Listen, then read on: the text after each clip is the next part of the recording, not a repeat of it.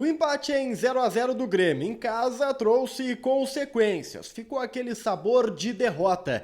Nós vamos falar sobre os bastidores da Arena depois do resultado e da leitura do Renato, além da reclamação em cima da arbitragem e a consequência que isso trará. O Grêmio foca numa semana decisiva. Tem Cruzeiro nas oitavas de final da Copa do Brasil e tem Clássico Grenal no próximo final de semana. Os detalhes de tudo isso chegam depois da vinheta. Salve galera, tudo certo com vocês? Chegando aqui numa dupla para destacarmos o Grêmio. Eu sou o Matheus Dávila e nós vamos juntos com o Diário do Grêmio KTO. Então deixa o teu like, compartilha o vídeo, te inscreve no canal, ativa as notificações e vem fazer parte da dupla, cara. Passa na KTO, te diverte, usa o cupom ADUPLA que você ganha 20% em cima do primeiro depósito e deixa os jogos bem mais interessantes. KTO.com, onde a diversão acontece para maiores de 18 anos, sempre com muita responsabilidade. Quem jogou no empate no jogo do Tricolor acabou se dando super bem. Mas eu não sei se você jogou no empate não, né? Eu quero falar sobre as últimas horas, os bastidores lá da Arena, mas antes um recado importante, tá? Um combinado nosso aqui. O ADUPLA agora está no Instagram, é isso aí, vai lá no Instagram do ADUPLA, dá essa moral pra gente, é @ADUPLAYT, joga lá na pesquisa, procura, é uma forma de ficarmos mais próximos, de interagirmos mais, e é uma nova plataforma também para informações, para a gente poder se conectar com vocês, sorteios, camisa do Grêmio, camisa do Inter, boné do ADUPLA, a gente vai fazer uma série de coisas aí, vamos fazer um carnaval lá no Instagram, cola lá no ADUPLA, nos segue, comenta nessa fotinha que tá aparecendo, ó, do Tiger e minha. Quero falar com vocês então sobre o que rolou lá na Arena. Tô, né, cansado, foi uma noite muito movimentada depois do jogo, muita coisa aconteceu lá na Arena, porque doeu, tá? A derrota, né, não veio, mas o empate teve o sabor de uma derrota na tarde do domingo. E deu para perceber muito isso na entrevista coletiva, no ambiente depois do jogo. O Grêmio esperava um resultado positivo, até como forma de dar ao torcedor, né, um voto de confiança, um voto de carinho também. O torcedor saiu muito machucado lá de São Paulo e o Grêmio tinha como objetivo poder vencer o Fortaleza para embalar numa semana tão importante quanto essa que está começando. A atuação do time ela foi muito elogiada no bastidor, tá? O Renato gostou do que viu, especialmente pela entrega. O Grêmio teve na Arena algo que faltou, e faltou demais realmente em São Paulo, que foi poder de indignação, intensidade dentro de campo. O Grêmio se entregou nessa partida contra a equipe do Fortaleza, em especial no primeiro tempo, mas se entregou, e isso foi suficiente para dar aos jogadores e ao Renato a sensação de que o Grêmio pode encontrar sim um caminho. O PP voltou, o time deu uma organizada no meio-campo, isso dá confiança. Mas o resultado não apareceu. Eu conversei com o Bruno Alves na zona mista e o Bruno falou que faltou apenas o gol, que o time, né, ganhou moral, ganhou confiança, mas essa coisa de faltar o gol apenas, ela é muito subjetiva, porque o Grêmio foi dominado no segundo tempo e a leitura interna também é essa, mas ainda assim o Renato ele preferiu ficar com o lado bom da história, mesmo que haja a frustração pelo resultado. A arbitragem ela foi pauta depois da partida, o Renato ficou muito indignado com a postura do árbitro no final do primeiro tempo, naquele lance de um suposto pênalti na área de ataque do Tricolor. O Bruno Correia, que foi o árbitro do jogo, ele é novato, tá? Foi o segundo jogo dele de Série A do Campeonato Brasileiro. O Renato ficou incomodado pela postura, foi até conversar com o Bruno e o Bruno alega que a bola bateu nas costas do jogador do Fortaleza. Não é isso que a imagem nos mostra, né? A imagem nos mostra um toque de mão. O que mais ainda deixou o Grêmio irritado e o Renato irritado foi o fato do VAR ter avaliado o lance em 2, 3 segundos.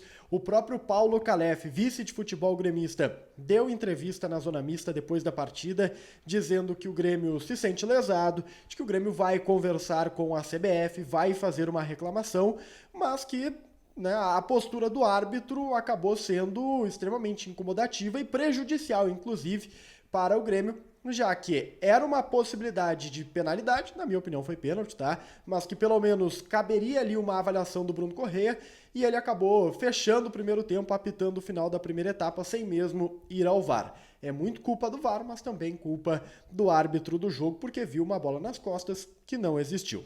Sobre a entrevista do Renato e a leitura dele ainda em relação à partida, falando taticamente, tecnicamente, ele estava de cabeça erguida, tá? Não viu um Renato abatido, diferente daquilo que assistimos em São Paulo, depois que o Grêmio foi goleado pelo Palmeiras. Ele voltou a destacar, utilizando do discurso de proximidade com o G4, diz que o Grêmio está ali, né, a 4 pontos, que está a alguns pontos do G4 do Campeonato Brasileiro, é um time de meio de tabela hoje, mas isso deixa o tricolor pelo menos próximo da parte de cima, que nada está perdido, que ninguém desgarrou ainda, então ele mantém um discurso otimista quanto ao momento do Grêmio no Campeonato Brasileiro, afirmando que o tricolor pode sim se recuperar lá na frente, tão logo todos os jogadores estejam com o ritmo de jogo e recuperados dos problemas físicos, né? Mas voltou a falar que o time tem carências de velocidade, falando da necessidade de contra-ataque, o presidente sabe disso, que eles estão conversando, mas desta vez o Renato ele salientou que há dificuldades sérias financeiras a serem geridas pela gestão, com o perdão da redundância, geridas pela administração do presidente Alberto Guerra. De alguma maneira o Renato ele dá aquela cutucada ali na gestão do presidente Romildo Bolzan Júnior, mas ele faz uma defesa ao presidente, né? E há motivos para isso, ele foi muito cobrado no bastidor. Eu vou contar detalhadamente essa cobrança no Renato num conteúdo nesta segunda-feira, nas próximas horas, então fica ligado aqui para você saber o que rolou para o Renato ter essa mudança de comportamento na entrevista coletiva e até, de certa forma, fazer uma defesa à gestão do presidente Alberto Guerra, salientando o processo de renovação do elenco, mais da metade, né, do elenco foi alterado, muitas contratações, dessa vez o Portaluppi se posicionou, não colocando a gestão contra a parede, mas sendo um defensor do presidente Alberto Guerra e do departamento de futebol.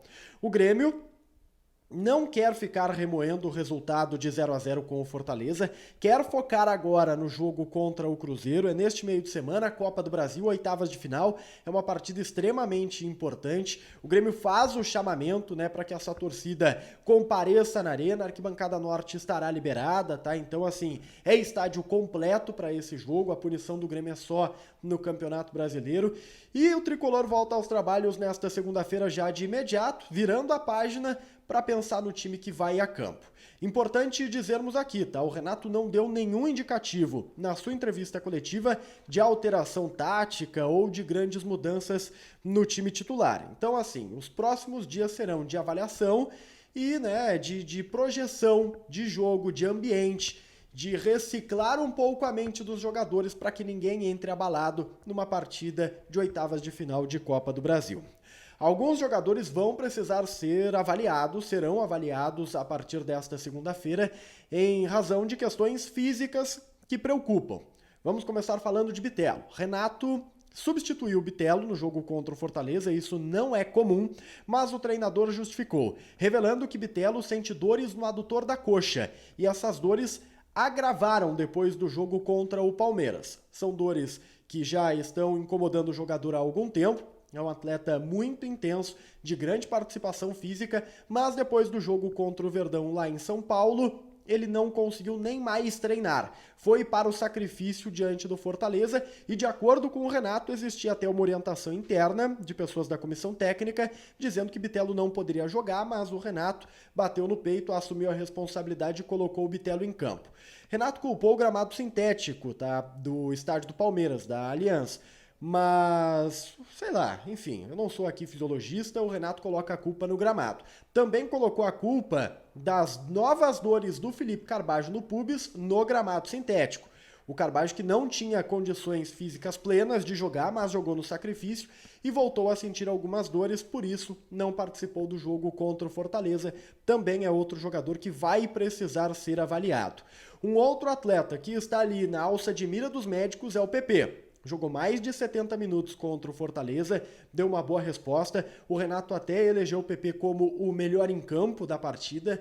O PP ele sai do jogo e já vai direto fazer gelo na coxa, mas nós conversamos com ele depois da partida, na zona mista, e ele disse que está bem, que é um protocolo e que estará, sim, à disposição para o jogo contra o Cruzeiro, que já descansou bastante, entre aspas, né, nesse longo período parado no departamento médico e que quer jogar, quer recuperar o seu prestígio dentro do time.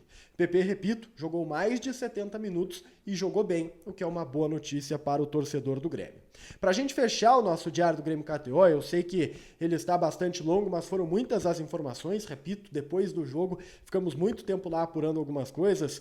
Duas rapidinhas, tá? A primeira delas, o presidente do Fortaleza confirmou a procura do Grêmio pelo extrema Moisés, jogador que renovou o contrato recentemente lá no Leão do Nordeste. O Moisés, de acordo com o presidente do Fortaleza, recebeu uma proposta do Grêmio de troca. O Grêmio queria mandar alguns jogadores aqui de Porto Alegre lá para Fortaleza, mas Fortaleza não aceitou porque o Moisés é um jogador muito importante do elenco. E não vai aceitar mesmo que o Grêmio venha a fazer uma nova proposta no meio do ano, pelo menos este foi o indicativo. A segunda questão que eu quero colocar aqui antes de fechar é que o Grêmio atingiu a marca de 99 mil sócios. E está muito próximo de fechar os 100 mil, o número desejado pelo presidente Alberto Guerra. Então você ainda não se associou, tem condições, faça isso para ajudar o Grêmio, para ajudar a pagar o Soares, para ajudar a contratar um extrema no meio da temporada, para deixar o Renato mais tranquilo. Então bora lá, o Grêmio muito próximo de ser, né, mais um clube a atingir a marca de 100 mil sócios. Isso mostra, né, o tamanho do amor e do fanatismo do torcedor gremista. Deixa o like, compartilha o vídeo, te inscreve no canal, ativa as notificações, vai lá no nosso Instagram, a gente tá te esperando por lá para bater um papo e aqui tá aparecendo agora na tela o conteúdo do jogo Fortaleza 0, Grêmio também 0, a nossa análise, eu quero a sua opinião por lá. A gente se vê. Tchau, tchau.